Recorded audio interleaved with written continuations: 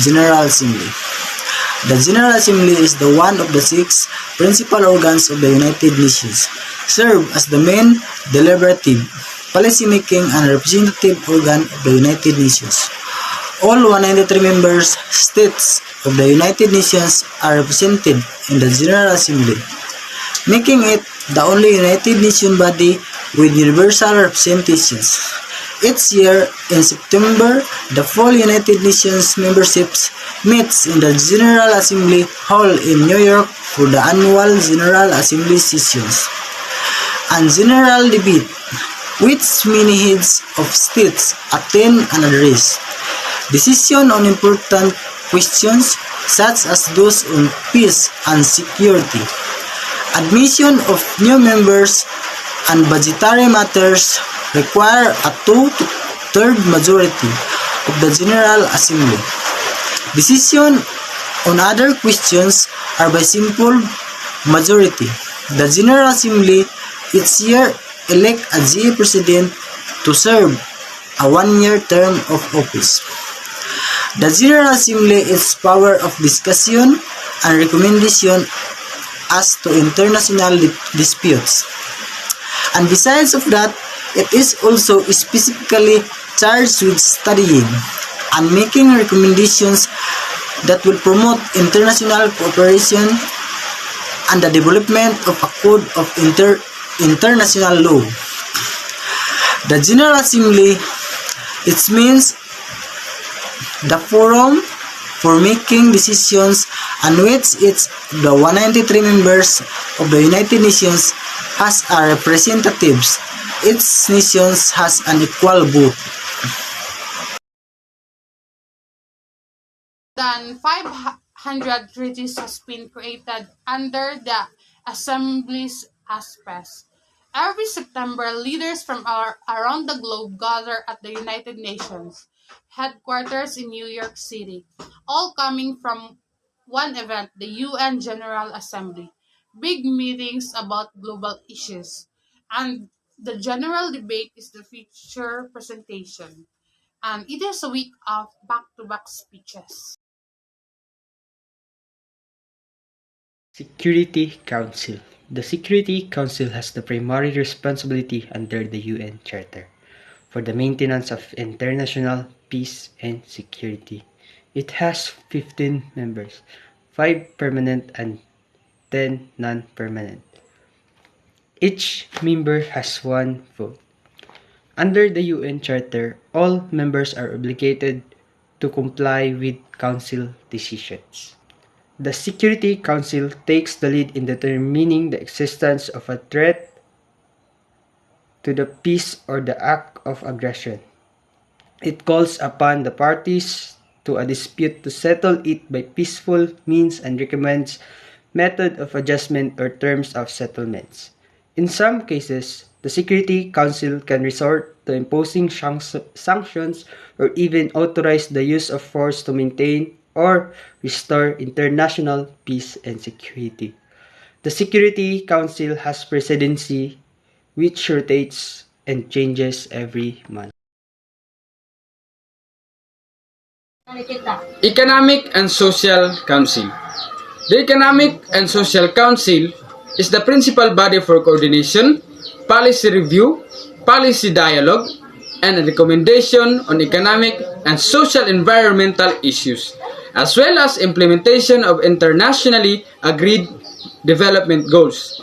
It serves as the central mechanism for activities of the UN system, and its specialized agencies, the economic, social, and environmental fields, supervising subsidiary and expert bodies. It has 54 members elected by the General Assembly for overlapping 3-year terms. It is United Nations Central Platform for reflection, debate, and innovative thinking on sustainable development. My topic is one of the principal organ of the United Nations, which is the International Court of Justice, or ICJ.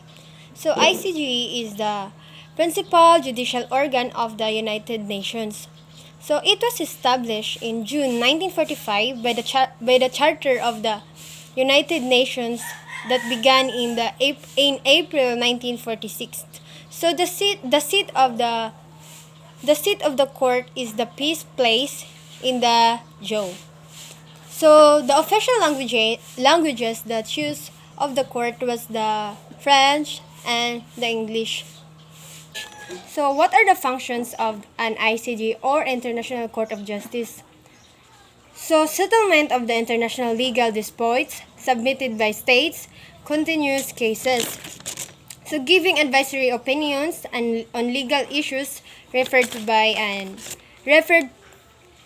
it by the UN advisory proceedings. Who can approach ICJ or who can approach International Court of Justice? So it is open to all members of state of the United Nations. It can be open to the non-member states upon request. And it's not open to private individuals. So judges of ICT. Who are the judges of an ICJ? The court is composed of 15 judges who are elected for terms of office of 9 years by the United Nations General Assembly and the Security Council. There are 5 seats for Western countries, 3 seats for African states, 2 for Eastern Europe, 3 for Asian states, 2 for the Latin America and Caribbean states. What are the resolutions of issues in ICJ? So first, they can be settled by the parties of any time during the proceedings. Second, a state can discontinue the proceedings and withdraw at any point. And the last one is the court can deliver a verdict. So those are the words that I've researched about the functions, about the importance of the International Court of Justice.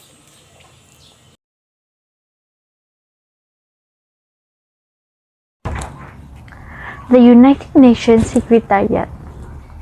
The Secretariat carries out the substantive and administrative work of the United Nations as directed by the General Assembly, the Security Council, and the other organs. At its head is the Secretary General, who provides overall administrative guidance. The main function of Secretariat are to gather and prepare background information on various issues so that the government delegates can study the facts and make recommendations, and also to help carry out the decisions made by the different organs of the United Nations, and to organize international conferences.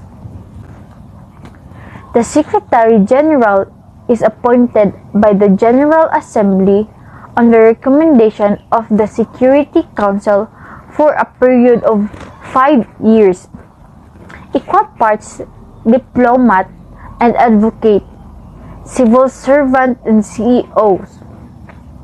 The Secretary General is a symbol of United Nations ideals and a spokesman for the interest of the world's peoples, in particular the poor and vulnerable among them.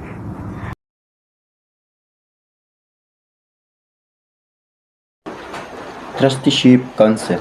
The Trusteeship Council are 6 main organs of the United Nations, established in Article 7, the United Nations Charter.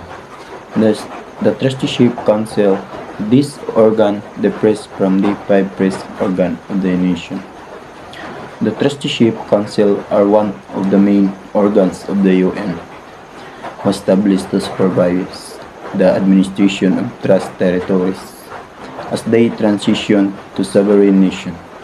The Council suspended its activities in 1994 when Palau, the last of original trust territories, gained its independence.